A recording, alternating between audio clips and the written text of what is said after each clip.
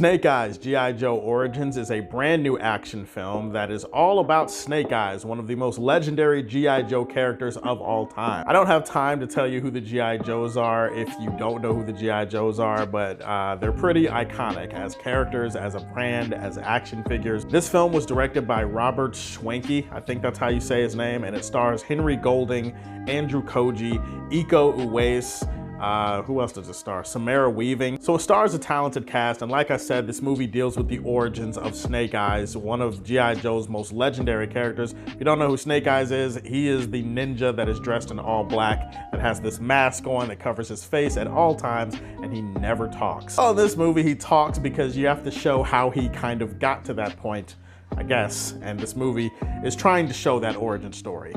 Sort of. So Henry Golding stars as Snake Eyes, who is a warrior out for revenge in this movie. He saves the life of the heir apparent to the Arashikage ninja clan, and then because of this, he travels with Tommy, whose life he saved, to the Arashikage ninja clan in Japan, and he starts living among them, and he studies with them, and he trains with them, and he tries to become one of them. When his secrets come to the surface, and then when a mysterious villainous organization named Cobra gets involved and tries to threaten the existence of the clan, Snake Eyes has to try to decide where his allegiances lie, save the world, that type of thing. I actually was a pretty big G.I. Joe fan as a kid. I played with the action figures. I do remember watching the animated TV show. G.I. Joe has actually been a pretty big part of my life. I'll be honest, I wasn't that excited for this movie because I've also seen previous G.I. Joe movies. So while I love Snake Eyes and I love the G.I. Joes, I was still dealing with some PTSD as it relates to G.I. Joe live action movies. So I went into this one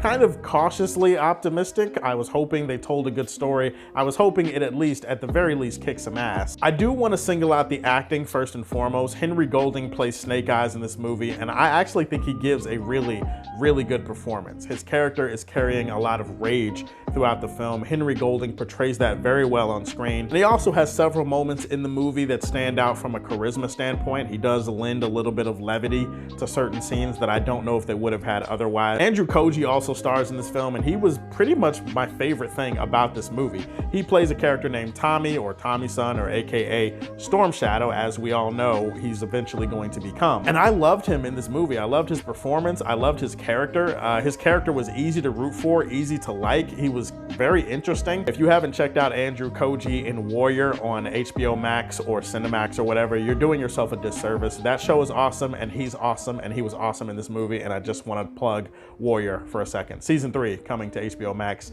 sometime in the future. This movie also does have some fun action scenes in it, especially towards the end of the movie. There's some big blockbuster martial arts ninja action that should entertain most people. There is a natural bond and a chemistry and a brotherhood that you can sort of believe and buy in when it comes to Henry Golding's Snake Eyes and when it comes to Andrew Koji's Storm Shadow. And that does feel like a natural bond, and the movie did establish that, so I do want to give the movie credit for it. Man, how I wish I could spoil the hell out of this movie right now. I wish I could just take the rest of this video and just say spoilers and just bitch about everything else that I did not like about this movie. Unfortunately, you guys know I don't do spoilers, especially not on opening weekend. I at least have some class. If I do, it's pretty much just gonna be 10 to 12 minutes of me bitching about things that I didn't like, so I don't know if there's even a point to it, but whatever. I'm here to talk about the shit I didn't like about the movie. For starters, one of the things I did not like the most was how Snake Eyes himself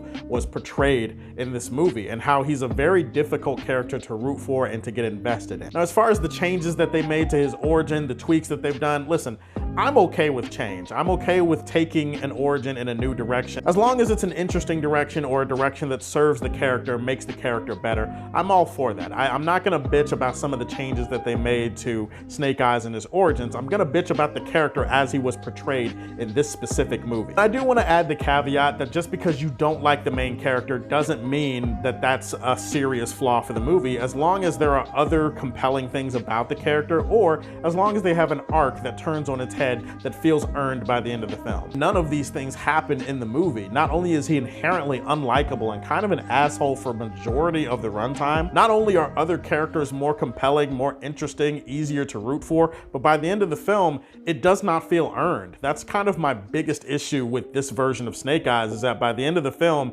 they're kind of pushing him in the direction where he's supposed to become Snake Eyes, and it doesn't feel earned. In fact, when you look at his actions throughout the film, you feel like there's also a total lack of justification for the things that he does throughout the film, even though you understand it. Like, I can understand you being an asshole for the majority of the movie, but it doesn't change that you're still an asshole for the majority of the movie. So by the time the movie leaves off, I'm just like, I don't know how I could be invested in this version of Snake Eyes going forward. And it's a problem because I feel more invested in the other characters that were in the movie. The action scenes in this film should have been a lot better, and honestly, I can tell that there's good stunt work being done. I can tell that the choreography is pretty good. The problem is how it's filmed. I hated the way the action in this movie was filmed. The camera is far too close to the action, it's far too close to the actors, and it's shaking way too much. For a movie like this, a big sweeping martial arts epic, you didn't need to shake the camera all over the place, and you could have provided a much better and more clear shot composition for the actors in their stunt. But instead, the shot selection really irritated me, and it made a lot of the action scenes feel very ugly and very cluttered. Beyond that, you have some shitty pacing in this movie too. There are some things that the main character